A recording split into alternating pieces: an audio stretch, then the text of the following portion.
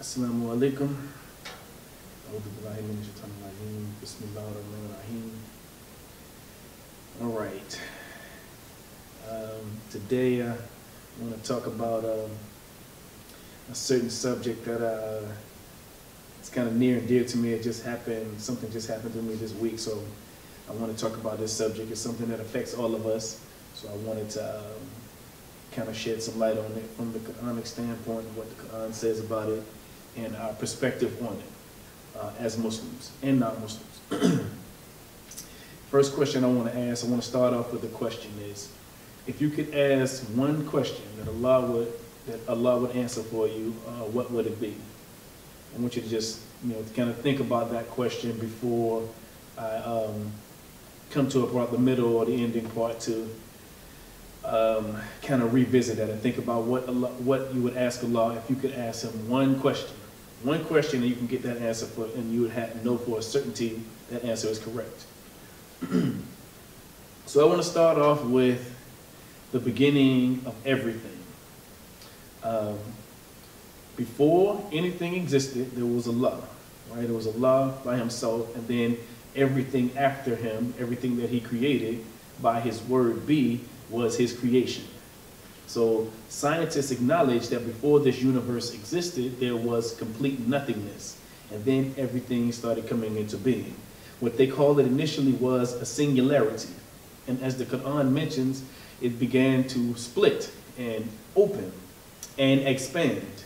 In the same verse, the Quran says that every living thing is made up of water. So Allah in the Quran is already mentioning things that we found out about 400 years later. Scientists win Nobel Peace Prizes for something that Prophet Muhammad, peace and blessings be upon him, said 1400 years ago without any telescopes or microscopes or any scientific knowledge. Obviously, because it is from Allah, that's the reason why it's true, and he could say it with such confidence, because he knew Allah had told him something that was absolutely true. And we're finding this to be true today. So, the universe began to expand, and over, they say this happened 13.8 billion years ago. So over the millions and billions of years, the solar system came into being, and there were several galaxies and stars and moons and planets orbiting in these different galaxies. And stars began to explode or implode. After a while, they began to explode. And these elements that made up the stars began to scatter all over the universe. And some of this scattered onto this planet that we call Earth today. And these elements were nitrogen, oxygen, hydrogen, iron, all the things that made up these stars. And from these stars, this star dust is what they call it, these elements are what made up our human bodies. Because we are from the soil and because we are from water, the elements that came from this stardust created our bodies. Our human bodies are made up of hydrogen, oxygen, iron, all these different elements of our bodies is what makes our bodies. Obviously, it's not what make ourselves, because we are different from our bodies, but the elements of the ground, the earth, and water is what make up our bodies. Scientists say that human beings are a way in which the universe gets to know itself, because we are the only beings, aside from spiritual beings, that can understand this universe and understand our place in this universe and how this universe began. We understand from the creation, we understand the creator. So it's a way of the universe knowing itself. And just as anything begins to start, it has an ending. So to everything that starts, it has an ending. So whether it was the universe, initially there was no beginning. Initially there was no beginning, yes, and Allah created it. So from that beginning, we understand that there is an ending. The only thing that has no beginning and thus no ending is Allah, because He was not created and He did not begin or start. But everything that has a beginning and has a start has an ending. So everything in this universe is temporal, including the solar system and every system. So when the solar system is moving and rotating, at one point, before this began, it did not rotate. It did not move around. The sun in its own orbit began to move around. It began to shine. when at one point it did not. And at one point there was no life. Before life began, 2 seconds before life began, life did not exist on this earth. So it began to exist. And we can break that down even further to our human cells and our organs, our heartbeat. They say that your heartbeat is connected to your mother and your mother's mother. So ultimately, it goes all the way back to Adam and Eve, the first beings that we are created from. So before that, before our heartbeats, even in our bodies, when we are a sperm and then an embryo, and then we develop inside of our human bodies, your heart begins to beat, which means before that, it did not beat at all. When you are coming out of when a baby comes out, his eyes begin to see, his ears begin to hear. When they take their first breath, they begin to breathe. At one point, though, all of that will stop. See, the universe is something like a spinning top, or at least in my mind, that's how I view it. You have a spinning top, someone, first of all, has to be outside of that top in order to make it start to move, to make it go in motion. You know, even the parts in the universe that are moving, they are all initial potential, they have potential energy, meaning that they have the potential to move, and then there's something outside of it that makes it move, which is called kinetic energy. So in the same way with the top, if you have a top standing there, it won't move, but you grab it and spin it, and it begins to move. So ultimately, the kinetic energy starts and it starts to move. But with that spinning top, with time and gravity, eventually it will stop. In the same way, the sun will eventually stop orbiting. The universe, the solar system will stop orbiting. The sun will stop shining eventually because it has a beginning, so ultimately will have an ending. In the Quran, though, we see that it won't, like a spinning top, it won't stop on its own. Allah is going to stop everything with the blowing of this trumpet when the call of the last day will come. So with human beings, when we think about ourselves, we realize that one day our earthly life will stop. Death is a certainty. This is one thing we know for sure. If we are alive, then ultimately we will stop being alive, at least in this physical form. So the point of this is what we do in the interim. We know that one day we won't live, right? We are in a situation in what Allah calls a test. We are in a test that is timed, but we don't know when the ending will be, which is something that is compelling. It compels you to do something. But just to reiterate the point that death is certain, something that we have to deal with, something that we have to come to terms with. First of all, I want to apologize. I know this is Sister's birthday and I'm talking about death, right? But this is just a topic that I just brought up on my own. But in the Quran it says, every soul will taste death, and you will all be given your full measure of compensation on the day of resurrection. Again, it says, every soul will taste death, and we test you by what is good and what is evil for a trial, for you to return to us. So again, Allah is giving us a test that is timed for every individual, and the timing is different, so we don't know when that test will end. So in the interim, we should be doing everything we can in order to be passing this test, in order to be getting a good grade. And again, it says, when there's a specified time, when that time arrives, you can't delay it a single hour, nor can you bring it forward. In other words, Allah has set this time. There's no one who can differentiate or change that time, no matter what the circumstances is. There is an instance in the Quran when it mentions people who attempt to escape death. It said, even if you're in fortresses built high and strong, death will still overtake you. It will still come to get you, no matter how much money you have, how much wealth you have amassed. Allah will still come and get you on his time when the time is right, because he has given you something with it, which is a loan. Your life is a mercy from Allah. It is a gift from Allah, and he can retrieve that gift and then ask you what you have done with it. Again, it mentions the angel of death in the Quran, and it says, never does he fail in his duties. Never. This reminds me of an instance of a hadith about Prophet Suleiman. He had a guest in his house, and the angel of death came to visit him. And the angel of death scared the man. And the man said, please, Prophet Suleiman, can you send me away? Send me to India, right? So he sent the man to India. And then the angel of death came to Prophet Suleiman. Suleiman said, why'd you look at him so strangely? And he said, because I'm supposed to kill him. I'm supposed to take his soul in India. I was wondering why he was here in Jerusalem. So in other words, no matter where you go, Allah says that they won't fail in their duty. So ultimately, the man went right to the death that he was assigned for. And again in the Quran says, indeed, the death from which you flee, indeed it will meet you. No matter where you go, it's going to meet you. And you will, and Allah then at the end will inform you of what you did. That always sticks with me, in that everything that we do in Islam, it's not like something small or large. We look at sin and righteousness in terms of everything as a totality, which I think is always a great thing. Is people generally look at someone and they judge them by one action. They say, oh, this person stole a pencil from me, he's a thief. But they don't do that with righteousness. If somebody says, I'm going to give you my pen, they don't say, well, oh, that man is righteous because he gave me his pen that one day. But human beings look at people from one action or one instance. When Allah looks at you in your totality, and there's angels writing down everything you do at all times. So every righteous deed you will be rewarded for, and every wicked deed you will be punished for unless you repent or make amends for it, which I think is complete fairness. What other system is more just than everything you do you will be held accountable for?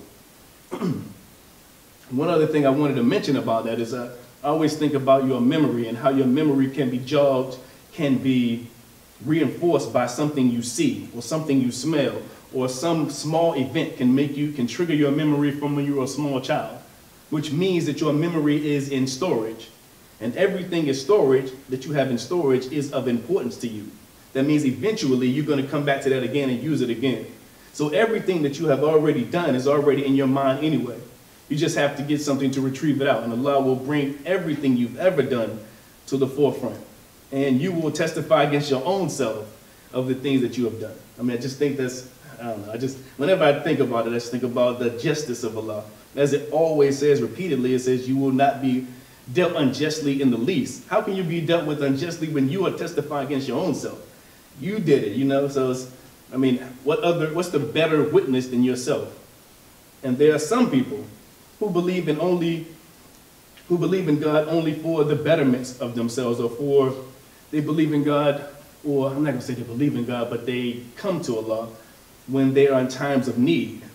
But that also begs the question of people who have what they seemingly think is a good life. So in those instances, oftentimes they don't look to Allah. They don't look to God because they don't understand that we are here for a worship of Allah, for a service of Allah. It's not just when you're in good times. If you have $1 million and you have family, and you have a big house, you don't say, well, I don't have to do anything. I don't have to make salat. I don't have to fast. I don't have to do any of these things because I'm living a good life. But those people who are in poverty, those people who are facing hardships, they look to Allah for hope. So they are oftentimes the person who are most likely to fill the masjids, fill the churches, and fill the synagogues. I remember one time I was riding through Norfolk. A friend of mine was driving, and he asked me, why is there so many churches in Norfolk? And I said, it's because people need hope. You know, that's the reason why there are so many churches and things here, just because they're looking for hope. But it always makes me think of people in Virginia Beach. To the person who lived in Virginia Beach, why is it less churches there? I don't know if that's the case, but he seemed to think that it was far more churches in Norfolk. I haven't counted the ratio. But why is it though? Is it because they feel, because they have a monicum of success, that they don't need Allah, when they don't realize the real success is with Allah? But anyway, the Quran says, "O you who believe," and he's talking to the believers here, do not let your children and your wealth divert you from the remembrance of Allah. Whoever does this is lost. Give from him from what he has provided for you before you come to death. And he says, O Lord, if only you would give me a little more time so that I can give sadaqah and be one of the righteous. Allah will never give anyone more time once their time has come. Allah is aware of everything that you do. So in other words, like I said, this is a time thing. So you should be using every day that you wake up as an opportunity for you to do better, for you to be a righteous person, for you to worship Allah. no matter what your circumstances are, whether you are having a job that is very prosperous or you're in times of hardship, you should always look to be in service and remembrance of Allah. And then there's people who give them more time without changing it's the idea that giving more time will change your character is what I thought of when I was reading this verse. Is that it says, if I got a little more time, I would give more charity. I would be more righteous. But would you? Would you? If you have lived your whole life and you haven't been charitable and you haven't been righteous, what will 10 more years add to it? The only reason that you would be more charitable is because you know right now you're in front of Allah. It's like being in front of the judge and say, Judge, I'm going to be an upstanding citizen now that you got me in front of you in the courtroom, but before then you weren't an upstanding citizen. And I always look at these, my wife looks at this investigative report shows, right? And we look at a lot of these shows where they show people in courtrooms and they've committed some crime, and as soon as they're in front of the police officer or they're in the interrogation room is when they finally realize the damage that they have done. And they realize that, oh, I'm going to be punished, I'm going to be in prison for forever for this thing. And the one thing that I always think about is, like, particularly with people who have done grave damage, or like serial killers or something like that, they never, ever want the death penalty. They would prefer 10,000 lifetimes over the death penalty. It seems as though they believe in Allah more than anyone else because they know the punishment that they are facing. I mean, some of them say, you know, I've been turmoiled or tormented by some spirit that makes me think such a way and makes me do these things. However, if that was the case, if you were living a life of torment, wouldn't you want that torment to end? But they are more deathly afraid than anyone of death. You see them crying, bawling, all those things because they don't want to face what they know is coming. The inevitable is that everything that you do, every action, or everything that you do will be held accountable for you. The other thing that it interests me is in the Quran when it says that you will receive your reward. And it says reward even for things that are bad, like your reward may be hell, your reward may be heaven, because one person said this, he said, you're not punished for your sins, you're punished by your sins. Meaning the things that you do, the bad things that you do they beget bad things. So if you are reaping bad, if you're doing bad, then ultimately you should receive bad. If you're doing good, you should receive good. You should receive paradise. If you are a wicked person or a criminal on earth and you wreak havoc on earth, why should Allah give you paradise and tranquility? And there's an instance in the Quran that says, until when death comes to one of them, he says, Lord, please send me back. Like, please, you know, like now I understand. Once they see the punishment is when they want to come back. And it says, no, so that perhaps I may act rightly regarding the things that I failed to do. And it says, no, indeed, it is just words he utters. Did you suppose that we created you for amusement and that you would not return back to us? I think people don't realize that they are here for a purpose until it's too late. When Allah says he hasn't made you for amusement or he hasn't made you for sport, meaning he made you for a purpose, for a reason. That reason is to worship and serve Allah. And when we say this, I know some people think of it in some terms of just servitude, but our being a good person, being a righteous person, being a good friend, being a good father, a good husband is a service, is a worship to Allah. So everything that is not a sin is worshiping Allah. So, and Allah created you to do good, not to be evil or to be wicked. And then there is a mention in the Quran about people who say that they are guaranteed heaven. Particularly those who say they're guaranteed heaven or paradise to the exclusion of other people. It says to Muhammad to say to them, if the house of the hereafter with Allah is for you only and no other person, then wish for death, if you be truthful. But they will never wish for that, ever, because of what their hands have put forth. And Allah is knower of the wrongdoers. And it goes further, it says, and you will find these people the most greedy of people for life, even if you offer them 1,000 years. But the punishment will not obey them or not be removed from them for the life that they have granted or the life that they have put forth. Because of all the wicked things they do, just as I was talking about the serial killer, because of the bad things that they do, they don't ever want to see Allah. They don't ever want to see the judgment. They would much rather live on this life forever, and they will only perpetuate and continue doing the things that they are doing. Now, the reason that this subject came about is Just this week, I had a passing in my family. My grandfather passed. He was 91 years old. And we went to the service yesterday, and the pastor there gave what I thought was a very good sermon. I don't know if it was you can call it a sermon, or he was giving parting remarks. And he was talking about sadness and how you shouldn't be sad. And he changed the atmosphere of the entire service, and that it was more to do with a homegoing, as you say, instead of sadness. We shouldn't be sad. He is in a better place. At least we believe that to be the case. And he said the sadness is due to uncertainty. However, he was talking about the uncertainty that we have is the reason that we are sad. But I started thinking about the Quran, I started thinking about Islam, and I started thinking about what happens when you are certain of something. I just want to mention one thing. I wanted to mention that in the first question that I asked was, what would you ask Allah if you only had one question to ask him and you can get the answer for it? So I'm starting to at least get down to that very shortly. But the sadness, certainty, what happens when you are certain of something? Certainty begets complacency almost. You start to realize, for instance, if you know for certain that you're going to get $1 million next week, would you go to work tomorrow? If your parents were wealthy and you knew they would bail you out in any circumstances or any difficulties, would you be less or more careful than someone who has no support? What if you knew for certain that you would get into paradise? Would you be as righteous as someone who was uncertain? Now, I want you to think about that, because there are some people, some religions that say, I'm guaranteed paradise, right? But then there's something to it, and Allah gives us a promise that we are guaranteed paradise, but there are other elements to that. But first I wanted to mention, it says in Surah 5, Ayah 101 to 102, it says, O you who have believed, do not ask for things which, if they are shown to you, they will cause you distress. But if you ask about them while the Quran is being revealed, they will be shown to you. Allah has pardoned with that which is past, and Allah is forgiving and forbearing. A people asked such questions before, then they became thereby disbelievers. Now, that verse always stuck with me, because the Quran is always talking about research and remember this and learn about the situation of people in the past, to learn to not follow in the same footsteps as they do, or make the same mistakes as they do.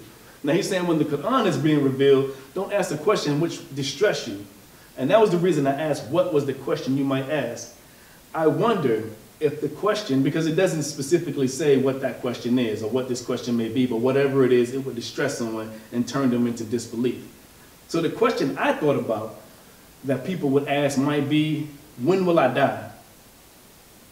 I may ask, I know I want to live a full life, and I know eventually, that's the reason I said it began with death is certain. But what day will I die? If I know that I'm going to die, and that's the reason I said certainty brings about complacency. Because if I know that I'm going to die when I'm 91 years old, what will I do until I'm 90 years old? Will I be a righteous person? Will I be the most righteous person? I'll be the most righteous person probably that 91st year, but up until 90, would I be the most righteous person? Would I be more righteous than this brother here who doesn't know when his day will be? That's the beauty of not knowing for certain when you may pass, because you can do the utmost. Every single day you see it as another opportunity to be more righteous than you ever did before. But if you know for certain that this day I may not pass, this day I will pass, then up until then you can live your life how you want to live it. So it doesn't say what the question may be, but I thought, since the beginning of time, the first human beings, when they saw their friends and their brothers getting sick and getting older and passing, that had to impact them in some way to realize that one day I won't be here anymore. So that may be the ultimate question that you ask Allah is, when am I going to pass? When am I going to stop being here? But that if you know that for a certainty, that will bring about complacency.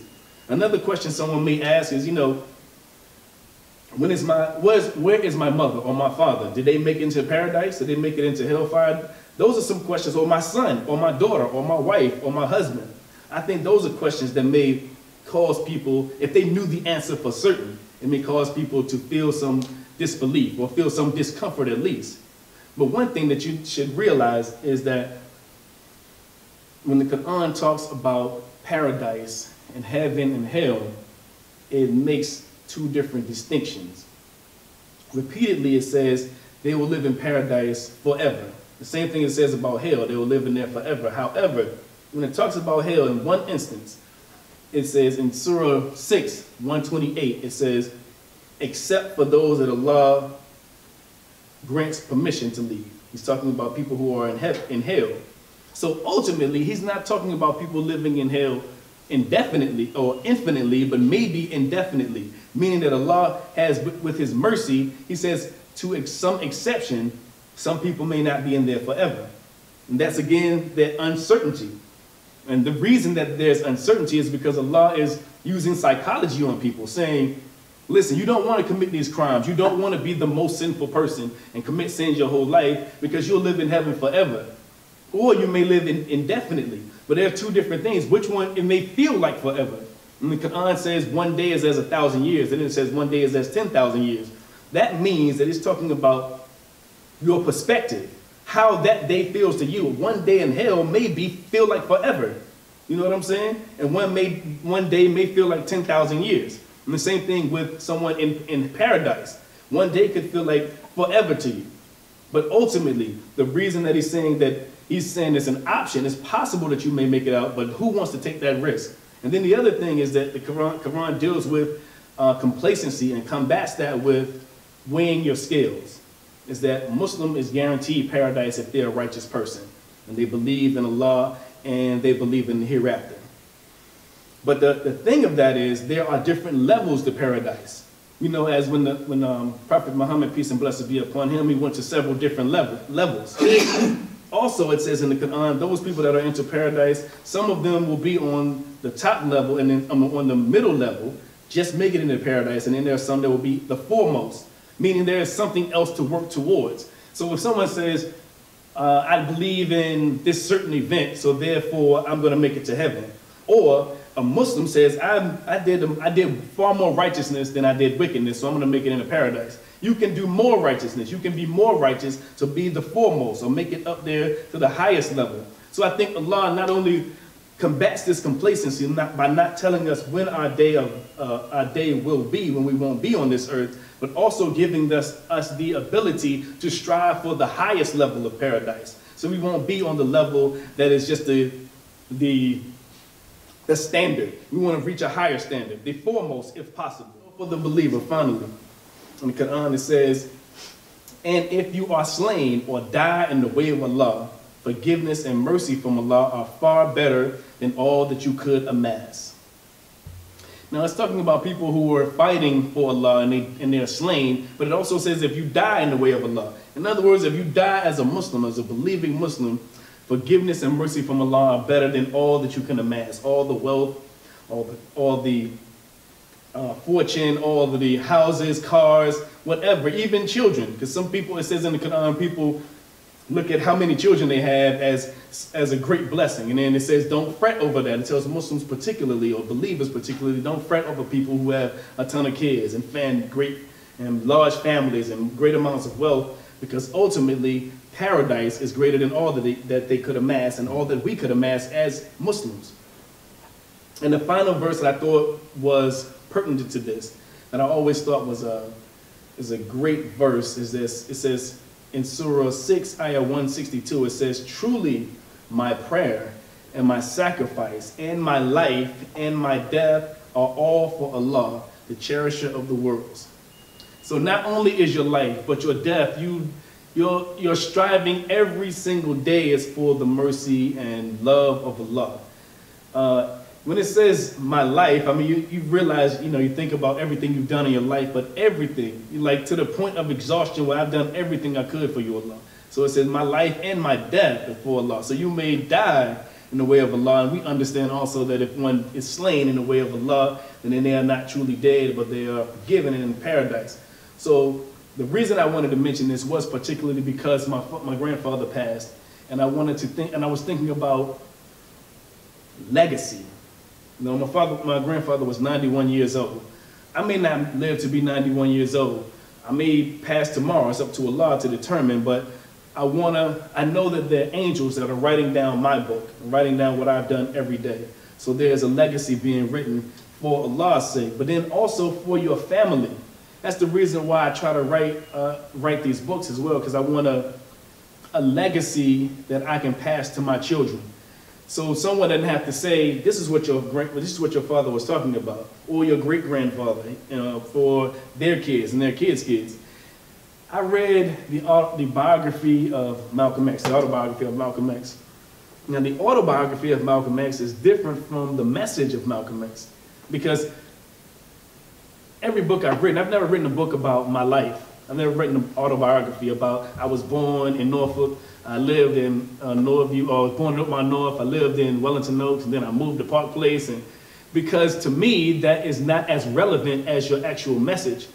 And the reason I say that is because in studying about religion, particularly Christianity is what I am most familiar with, I understand how that can be mixed and the person can be idolized and not the message. When you have 4 biographies about Jesus, the scope or the focus is on Jesus. When Jesus is trying to tell you a message, him as a person is irrelevant, meaning not that he is an irrelevant person because he was one of the greatest prophets of Allah, but focusing on him is irrelevant. Far more important is his message. That's the reason why we have the Quran and the Sunnah, is that his message is more important than the person that was walking around. He is but a vessel. So the reason that I write these books about myself is because what I used to do, or what street I lived on, is irrelevant to the message that I want to convey, the legacy I want to convey to my family moving forward. And writing and speaking is something that is very liberating to me, and I think it could be liberating to other people. I have encouraged as many people as possible just to write down their life and their journey throughout their lives. Because when you do, just the same way I said, and everything is in storage. When I start writing books, I start remembering things that I didn't know, that I didn't remember from when I was in 3rd grade or 5th grade or something like that. So once again, everything is in storage and it's in your mind, and eventually it will come to the forefront. But also, it gives you a legacy or something to give on to other people.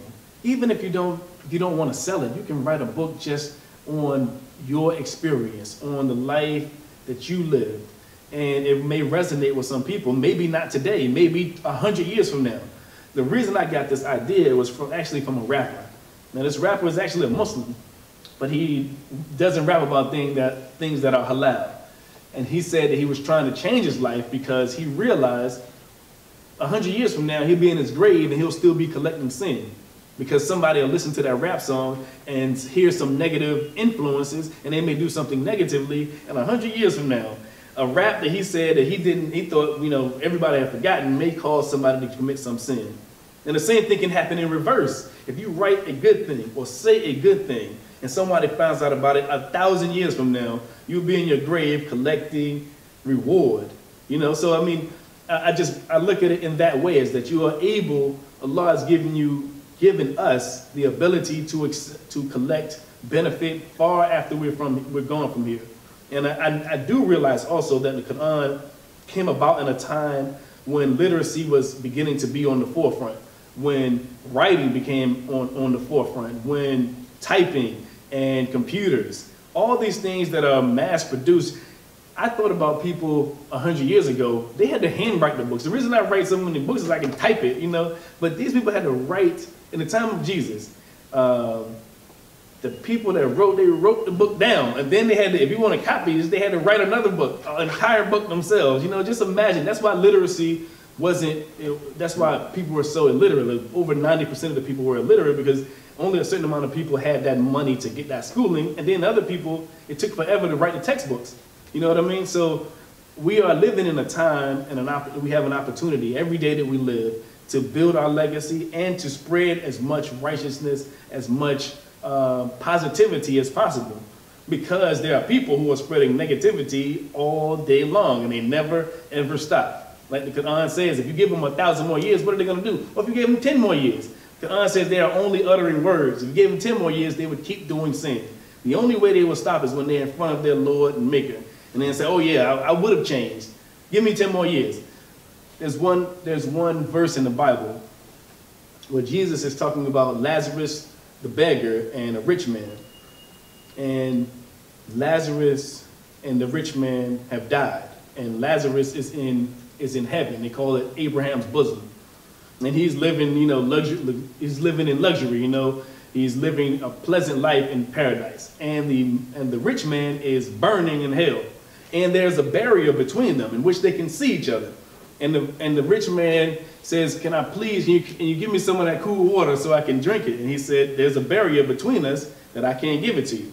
So the rich man says, well, please let me go back so I can warn my brothers and tell them that this is not the place they want to be. They need to repent. They need to be righteous so they won't be here with me.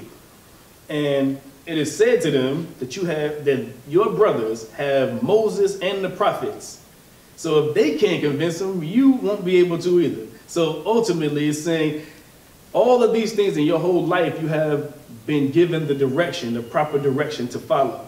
It's up to them now to follow it. Allah has given you examples non-stop of messengers and prophets and just regular good people, and you're still a bad person, then that is on you. And if they don't see the means to repent or see the means to do righteous deeds, then Allah will punish them for it. So that's all I want to talk about today. Any other questions?